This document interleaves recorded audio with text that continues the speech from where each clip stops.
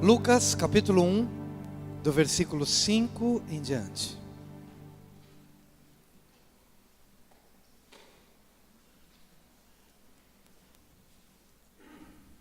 Nos dias de Herodes, rei da Judéia, houve um sacerdote chamado Zacarias, do turno de Abias. Sua mulher era das filhas de Arão e se chamava Isabel. Ambos eram justos diante de Deus, vivendo irrepreensivelmente em todos os preceitos e mandamentos do Senhor. E não tinham filhos, porque Isabel era estéril, sendo eles avançados em dias. Ora, aconteceu que, exercendo ele diante de Deus o sacerdócio na ordem do seu turno, coube-lhe por sorte, segundo o costume sacerdotal, entrar no santuário do Senhor para queimar o incenso. E durante esse tempo, toda a multidão do povo permanecia da parte de fora orando. E eis que lhe apareceu um anjo do Senhor em pé, à direita do altar do incenso. Vendo Zacarias, turbou-se. E apoderou-se dele o temor. Disse-lhe, porém, o anjo: Zacarias, não temas, porque a tua oração foi ouvida. E Isabel, tua mulher, te dará à luz um filho, a quem darás o nome de João.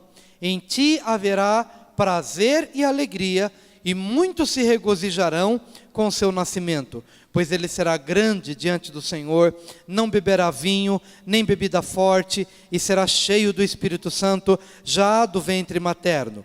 E converterá muitos dos filhos de Israel ao Senhor seu Deus. E irá adiante do Senhor no espírito e poder de Elias, para converter o coração dos pais aos filhos, converter os desobedientes à prudência dos justos, e habilitar para o Senhor um povo preparado. Diga, habilitar para o Senhor um povo preparado. Eu quero fazer parte desse povo preparado. Quantos querem fazer parte desse povo preparado? Aleluia. Então perguntou Zacarias ao anjo: como saberei isto? Pois eu sou velho e minha mulher avançada em dias.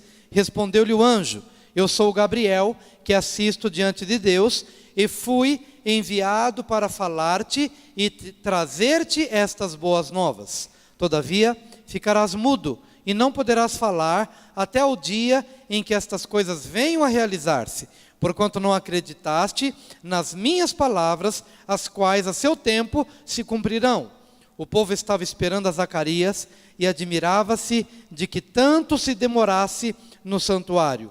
Mas saindo ele, não lhes podia falar. Então entenderam que tivera uma visão no santuário, e expressava-se por acenos e permanecia mudo. Sucedeu que, terminados os dias de seu ministério, voltou para casa. Amém. Queridos, este é o relato de como João Batista foi concebido. Ele foi fruto de um ventre, a princípio, estéril. Mas quem foi João Batista? João Batista foi o maior de todos os profetas. Não houve profeta que tenha sido maior do que João Batista. Por mais que você leia os relatos do Antigo Testamento, pega lá Isaías, grande Isaías, o Jeremias, o Daniel, mas Jesus disse que dos nascidos de mulher não houve profeta maior do que João Batista. No entanto, queridos, quando a gente ressalta essa importância de João, é para também ressaltar o lugar de onde ele veio. Ele veio de um lugar estéril. Ele veio de um ventre que não podia conceber. Ele veio de um ventre morto. Ele veio de um ventre que não dava nada, que não produzia nada. E na verdade, nós podemos ser esse ventre morto. Você pode olhar às vezes para a sua vida assim e pensar exatamente assim: Senhor, será que pode sair alguma coisa boa de mim? Senhor, será que alguma coisa pode sair boa do meu casamento? Será que alguma coisa pode funcionar? De repente você olha para o histórico da sua vida e vê paulada e mais paulada, e atropelos e pedras no caminho, e gente que vem para te derrubar, e tribulações, e luta, um monte de coisa que vem, para quê? Para te matar, matar os teus sonhos, matar a tua visão, matar o teu coração, matar a unção profética que há na tua vida, tantas coisas. Às vezes é o vício, às vezes são as situações que vão nos amortecendo, vão nos tornando estéreis, e a gente começa a pensar, Senhor, será que vai sair alguma coisa ainda boa da minha vida?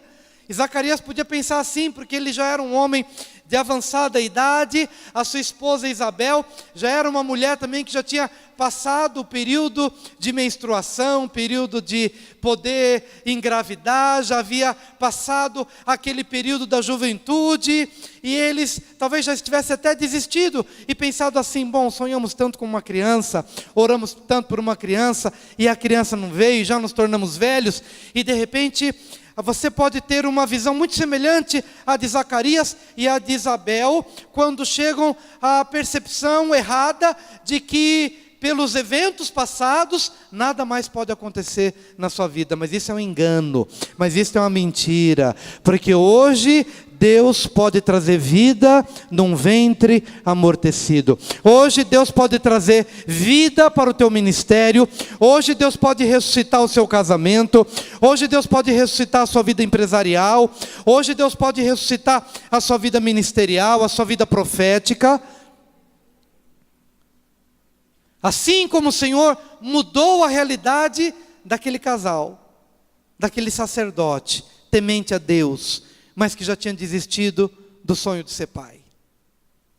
Daquela mulher fiel, mas que já tinha aceitado a ideia de que daquele ventre não sairia nada. Mas daquele ventre saiu o maior dos profetas. Diga para o seu vizinho, mesmo que esse vizinho seja um homem, mas você vai falar do ventre dele, porque ele vai gerar, não são filhos de carne e sangue, mas são filhos espirituais. Então diga para o seu vizinho, do seu ventre, filhos tremendos e maravilhosos serão gerados. Diga isso para ele e para ela. Do seu ventre espiritual. Do seu ventre espiritual. Do seu ventre espiritual, filhos serão gerados. Quantos creem nisso? Quantos creem nisso? Eu creio nisso, e você deve crer nisso também, de todo o seu coração. Mas, amados, há um segredo aqui que a gente vai percebendo, porque quando a gente vai lendo essa passagem, eu estava ali na convenção, e eu pude perceber um detalhe que me chamou a atenção. Esse Zacarias, avançado em idade, esposo de Isabel, também avançado em idade, era um sacerdote, coube-lhe, por sorte, entrar no turno para oferecer um sacrifício que talvez fosse o único da vida dele, porque alguns sacerdotes passavam a vida inteira e nunca caía essa sorte sobre eles, de entrar no santíssimo lugar para apresentar o sacrifício em favor da nação, e coube a ele. E quando ele entrou, a Bíblia diz que ele ficou lá. E o tempo passou, e quando ele entrou naquele santuário, o povo ficou do lado de fora. E o povo ficando do lado de fora, esperando o sacerdote que estava do lado de dentro. E de repente, havia um pensamento assim, bom, se ele está demorando, será que Deus aceitou o sacrifício dele? Será que, se ele demorou, será que não é porque ele morreu lá no santuário? Porque alguns sacerdotes que não se consagravam no período do Antigo Testamento, quando eles entravam de uma forma indevida, e não saíam de lá, quem ficava do lado de fora ficava apreensivo. O sacerdote deve ter morrido, e se ele morreu, nós estamos fritos. Por quê? Porque ele é o nosso intercessor, e aquilo que ele está fazendo lá dentro, naquele santíssimo lugar, traz bênção para a nossa casa. Mas se ele morre lá, nós estamos perdidos, nós estamos sem provisão, e estamos sem intercessão. E a Bíblia diz que ele se demorava naquele lugar, e o povo ficava do lado de fora, apreensivo, e ele não vem, e olha o relógio, o sacerdote não sai de lá, Zacarias não sai de lá, e ele está lá no santuário, e o povo está do lado de fora, e olhando para o relógio, o povo chega a uma conclusão, escuta, já deveria ter saído. E talvez ele dentro do santuário, pudesse pensar, já era para eu ter saído? Mas aquele sacerdote estava quebrando uma regra que eu preciso quebrar na minha vida, em nome do Senhor Jesus. A palavra de Deus diz que aquele sacerdote se demorava no santuário. E se ele se demorava no santuário, não é porque Deus tinha pesado a mão sobre ele, não é porque ele tinha morrido, não. É porque lá, se demorando no santuário, o anjo veio, falou com ele, trouxe uma visão para ele. E aquela visão não somente abençoou aquela geração, mas nos abençoou até agora, porque João Batista foi aquele que precedeu Jesus, foi o precursor de Jesus. Então, demorar-se no santuário foi uma quebra de uma religiosidade. Demorar-se no santuário foi uma quebra de um padrão. O que eu quero dizer, querido, é que você precisa quebrar alguns padrões na sua vida espiritual, em nome de Jesus. Às vezes você acha que você vai entrar e o culto tem que ser exatamente daquele jeitinho. Ele tem que começar aquela hora, ele tem que terminar aquela hora, e de repente quando ele não termina, na hora que eu programei, eu começo a olhar no relógio e digo, escuta, já era para o sacerdote ter saído. Escuta, já era hora para o culto ter acabado. Já era hora do pastor ter parado de falar. Já era hora da gente se assentar. Já era hora da gente ter parado de orar, porque a gente vai se acostumando, queridos, a uma vida de padrões religiosos. Os sacerdotes cumpriam os seus turnos, cada um bonitinho, entrava naquela hora, terminava naquela hora, todos os dias fazia do mesmo jeito, era a mesma coisa, era aquela regrinha. Eu vou queimar o incenso, eu vou renovar os pães, eu vou acender a lâmpada do candelabro, vou fazer tudo bonitinho. E às vezes nós fazemos tudo bonitinho, mas é apenas uma regra que se torna fria na nossa vida. A gente aceita para a gente determinadas regras que não mudam a nossa vida. Que não mudam a nossa vida. E como a gente tem dificuldade de mudar esses padrões? Como a gente tem dificuldade, às vezes, de aceitar um desafio novo? Porque a gente faz, geralmente, todos os dias, a mesma coisa, do mesmo jeito, sem perceber que se eu faço todos os dias, do mesmo jeito, a mesma coisa, eu vou sempre obter os mesmos resultados. E eu não estou feliz com os resultados que eu tenho obtido. Eu não estou feliz. Você está feliz? Eu não estou. Eu não estou pregando aqui o inconformismo. Eu não estou pregando aqui esse negócio de dizer, está tudo chato, está tudo errado. Não, eu quero reconhecer aquilo que tem sido bom, aquilo que tem funcionado. Que bênção, glória a Deus por isso. Mas eu preciso de algo a mais. Porque, amados, quando a gente vai quebrando determinados padrões na nossa vida, e o sacerdote entrou, e o povo fica do lado de fora, e o povo já começou a julgar. Sabe por que o povo começou a julgar? Provavelmente Zacarias morreu lá dentro. Por quê? Porque ele não tem filhos. E se ele não tem filhos, é porque alguma coisa não vai bem na vida dele. Sabe esse negócio da gente olhar para a pessoa e dizer, você ficou desempregado? É porque Deus está pesando a mão sobre a tua cabeça. Aconteceu isso, morreu gente na tua família, é porque Deus está descontente com você. E, amados, não tinha nada disso. Deus amava Zacarias. E o fato de ele não ter filhos ainda, é porque Deus queria levá-lo a um lugar de intimidade. O fato de ele não ter obtido ainda aquilo que tanto ele desejava, é porque Deus queria levá-lo a um lugar diferente, a um lugar de intimidade. Meu querido, hoje, se você percebe que há alguma coisa na sua vida, que por mais que você venha aos cultos, por mais que você seja um homem bom, ou uma mulher boa, como Zacarias era bom, como Isabel era uma mulher boníssima, não havia nada de errado neles, mas Deus queria que eles tivessem uma experiência aprofundada no santuário, no tempo de Deus.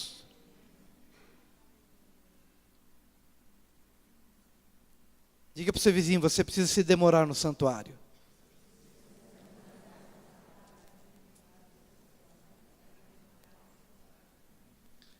Porque a única forma que a gente tem de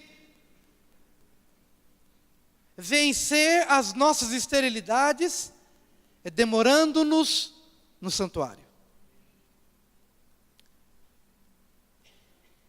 A única forma que nós temos de mudar padrões em nossa vida é demorando-nos no santuário.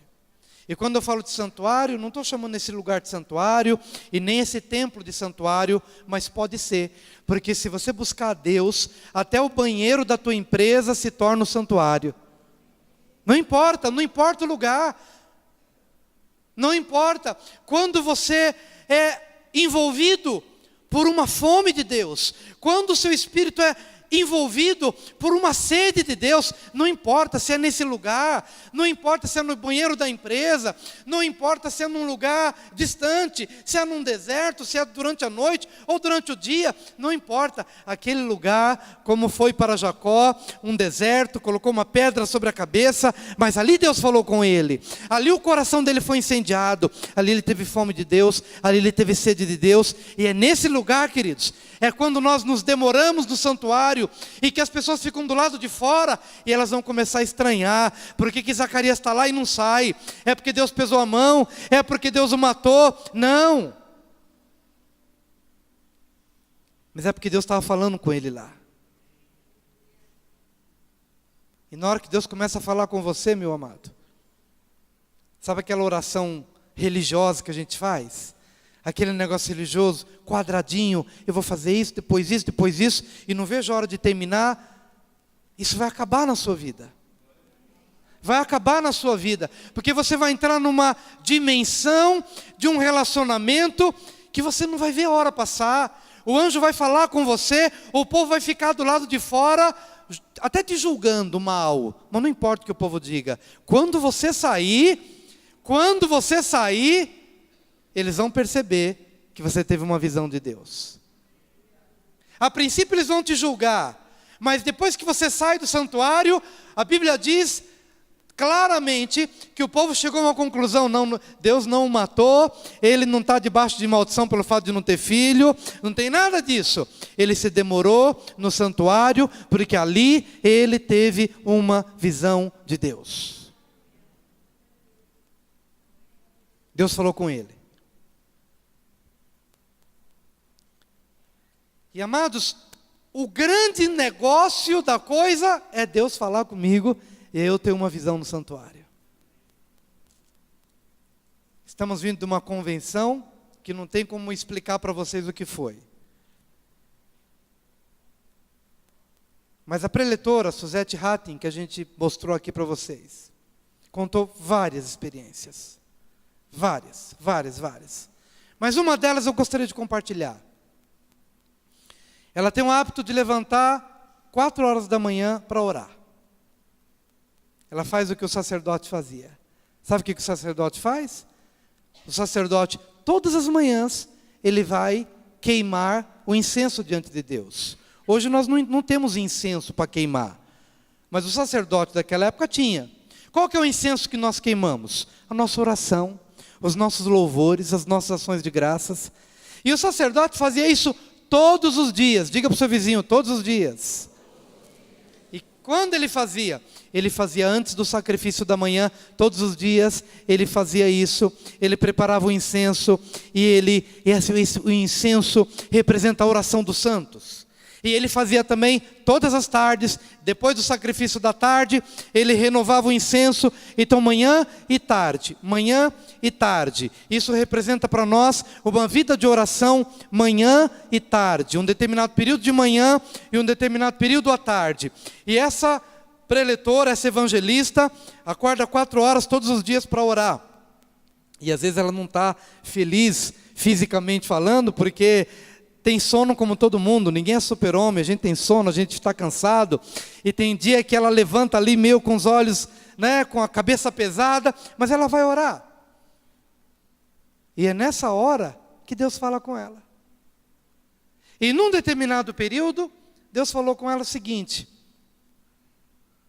falando de um espírito de morte. E todos os dias, quando ela ia orar, Deus a despertava com essa mensagem da morte. Ó morte, onde está o teu aguilhão? Venceu a morte. Coisas relacionadas à morte. E ela se inquietou, e ela orou, e ela colocou aquilo diante de Deus, e vocês vão ver o testemunho dela pelo vídeo. Mas passou alguns dias orando. Aí de repente chegou uma cruzada evangelística, enquanto ela estava orando pelas pessoas, eis que de repente chegou um casal com uma criança que tinha acabado de morrer. E aquela criança desfalecida, morta, já com um diagnóstico ali do próprio médico, dizendo, a criança de fato morreu. E aí trouxeram aquela criança, e na hora que ela pegou nos braços, aquela criança, ela se lembrou daquilo que Deus tinha falado com ela, quando? No lugar de oração. Algumas semanas atrás. E que estava falando todos os dias, e mostrando todos os dias, e é isso que de repente quando ela pega aquela criança no colo, ela se lembra daquela experiência do que Deus havia falado, e então ela começa a orar pelo Espírito de vida, sobre a vida daquela criança morta, e ela orou, e orou, e orou, e de repente, o Espírito de vida entrou naquela criança, e ela ressuscitou para a glória do nome do Senhor Jesus.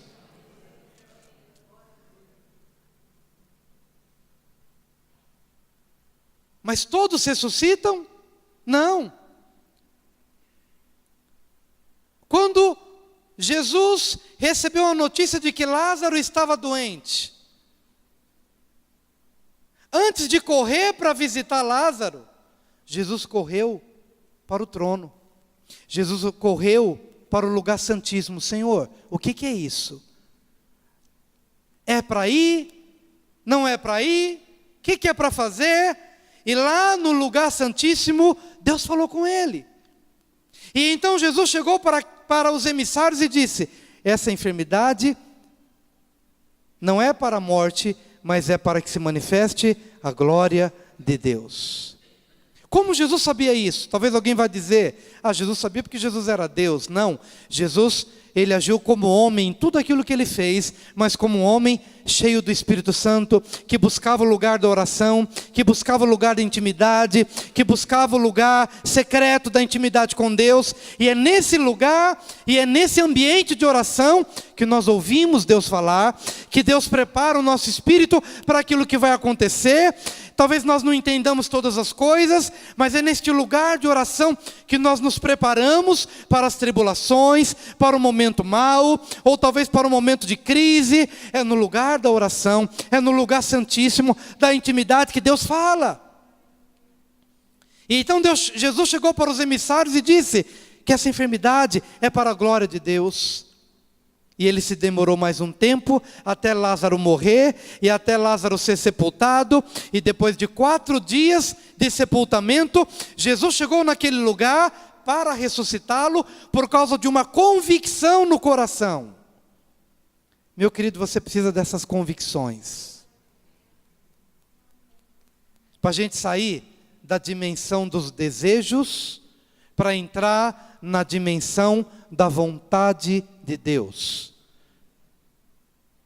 Põe a mão no teu coração e diga, eu preciso sair da dimensão dos meus desejos, para entrar na dimensão da vontade de Deus. Por que você tem que sair da dimensão dos teus desejos? Porque a tua oração, muitas vezes, ela não sai da dimensão do que você quer, do que você deseja, do que você sente. E às vezes você acha que aquilo que você deseja, e aquilo que você sente, e aquilo que você quer, é aquilo que Deus quer, é aquilo que Deus tem como plano, e muitas vezes não é. Às vezes há um enorme abismo entre o que eu desejo e o que Deus deseja.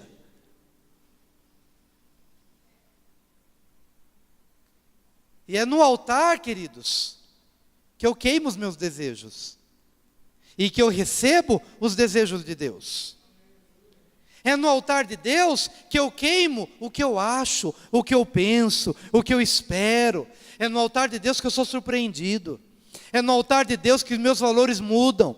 É no altar de Deus, de repente eu entro dizendo, ó Deus, eu estou entrando aqui porque eu estou com desafios, eu estou entrando nesse campo, eu estou entrando nessa empresa, eu estou entrando e eu começo a ver as minhas conexões empresariais. Às vezes eu entro, eu posso entrar como empresário neste lugar de oração, com os meus desejos, vendo as minhas conexões, eu vou entrar aqui e vou fazer isso e aquilo outro, e de repente você fica, e você sai daquele lugar, e você descobre que todas aquelas conexões que você viu não passavam de desejos teus. E naquele lugar do santíssimo lugar de adoração, você recebe o que de fato Deus quer. Às vezes você entra achando que está conquistando tudo, e você sai de lá perdendo tudo. Às vezes o que acontece com você é o que aconteceu com Noemi. Eu saí daí cheia e estou voltando vazia. Mas que bênção quando a gente entra cheio dos nossos achismos, cheio dos nossos desejos, e de repente a gente é surpreendido e a gente é impactado por uma visão que nos esvazia daquilo que a gente quer. A gente entra cheio de conquistas e a gente sai vazio. A gente sai vazio de verdade. Mas que bênção, queridos, quando isso acontece.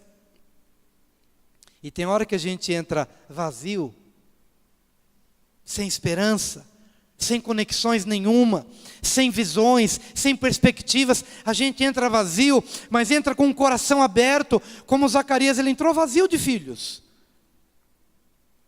Ele entrou vazio de filhos, mas ele saiu de lá com nada mais, nada menos do que um João Batista. E eu queria que você atentasse para o significado do nome João. João significa você vai ser pai, Zacarias, você vai ser pai de um menino chamado João. E João significa Yahvé, bondoso e misericordioso. Aleluia. Eu quero profetizar sobre a tua vida que você vai gerar João na sua vida. João na sua vida, bondoso e misericordioso. Eu quero que você entenda, querido, que quando você entra com os seus desejos, às vezes a gente está orando por uma pessoa, como a gente orou pela Letícia, mas com certa reserva. Senhor, faz a tua vontade. A gente vai com reserva, porque Jesus também no Getsêmani, ele entrou dizendo: Senhor, se possível, passa de mim esse cálice, mas não faço o que eu quero, faço o que tu queres. Não é o que eu quero, é o que tu queres. Mas de uma forma ou de outra, se viver, vai ser João. Mas se morrer, também vai ser João.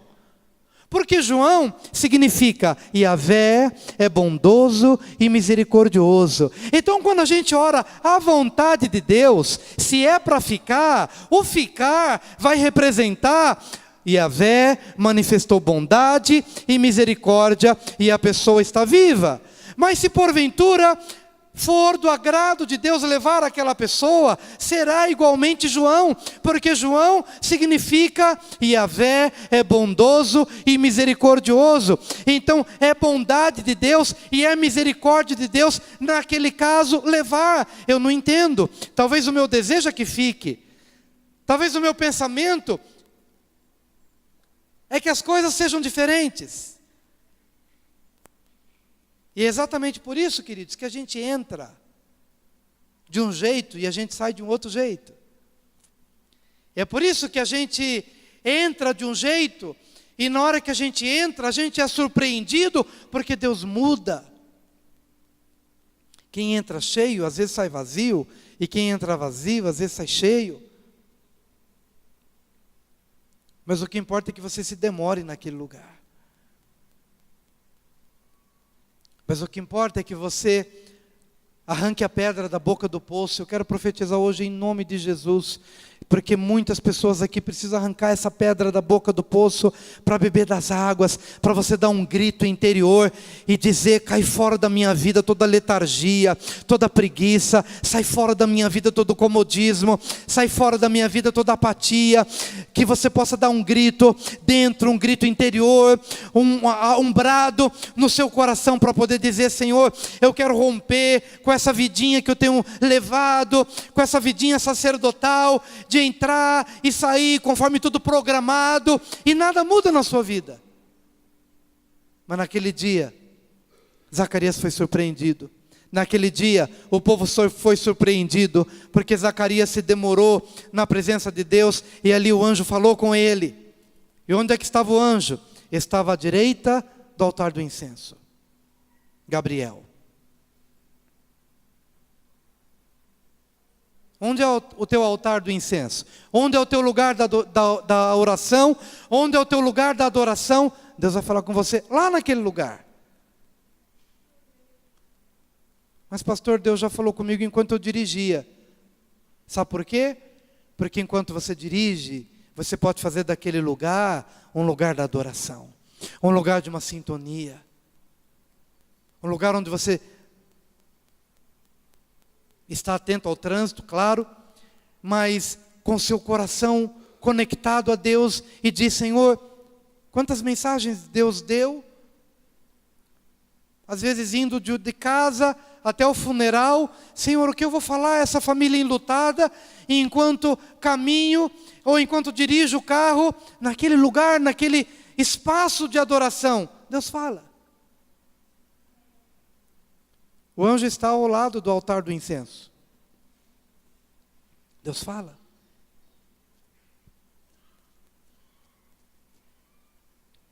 Mas quando Ele falar, querido, em nome do Senhor Jesus, eu quero te dar uma dica, e que é uma dica bíblica. Eu quero te estimular a não fazer o que Zacarias fez. Ele fez no impulso do momento. Porque quando o anjo Gabriel disse: olha, vai nascer, o menino vai nascer, logo ele disse: mas como é que vai acontecer isso? Porque eu já sou de idade, a minha esposa já é de idade. Ele não fez nada diferente do que Sara fez, do que os homens do passado fizeram. Quando de repente recebe uma visão celestial, e a gente não consegue interpretar essa visão com os olhos da fé, com os olhos da espiritualidade, com os olhos dos céus. Logo a gente interpreta com os nossos olhos terrenos, né? A gente já fica pensando: mas como é que vai acontecer isso? Eu já estou velho, eu não tenho dinheiro. Você já passou por essa experiência? De quando Deus começa a falar com você alguma coisa, você interpreta aquilo e logo pergunta: como é que isso vai acontecer? Como é que isso vai acontecer? Porque você se depara com as limitações normais daquilo que te cerca e você não sabe como é que vai acontecer. E Gabriel disse: escuta, eu sou Gabriel, sou um homem poderoso, que trabalha a serviço de Yahvé, e Deus, eu sou assessor direto de Deus, e eu vim da parte dele, mas você vai ficar mudo por um tempo, até que essa visão se cumpra. Por que ficar mudo por um tempo? Para que você não fale fora de linha do que Deus está falando que vai fazer. Zacarias, você vai ficar mudo por um tempo, porque a tua palavra pode estragar. Porque aquilo que você fala, em meio a algo que está sendo gerado de tão bom e de tão especial, aquilo que você fala pode estragar, porque palavras são sementes. As sementes de vida e de morte naquilo que eu falo.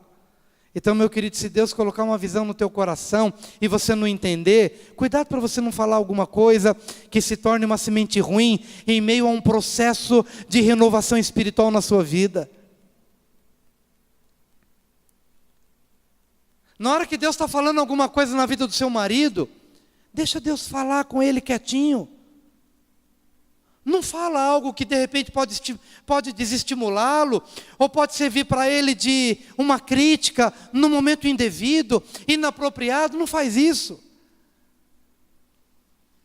E o mesmo do marido em relação à esposa, deixa Deus falar com ela, deixa Deus falar com ele, porque quando Deus estiver promovendo uma mudança,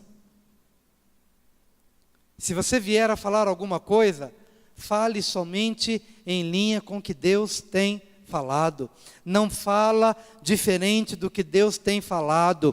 Zacarias, você vai ficar mudo até que se cumpra. Olha só como Deus preservou aquela semente preciosa, não permitindo que Zacarias proferisse uma semente que se opusesse a semente que Deus já havia plantado.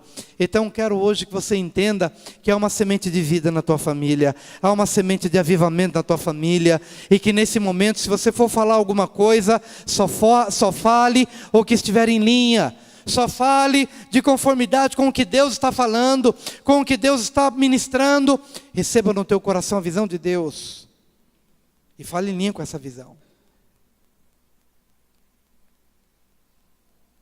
E quando se cumpriram os dias de Isabel dar à luz, ela deu à luz a um menino, e a família começou a perguntar: qual vai ser o nome do menino que você vai dar? E ela disse: o nome será João. E então os familiares começaram a perguntar: escuta, mas João é diferente. Não tem ninguém na tua família com esse nome. Dá o nome do pai dele, de Zacarias. E ela falou assim: não, o nome vai ser João. E aí mandaram perguntar o que Zacarias falava acerca do nome do menino. E Zacarias então, quando escreveu numa tabuinha, o nome dele é João. Porque o anjo Gabriel disse: é João o nome do menino. E o casal já tinha decidido: é João, vai se chamar João.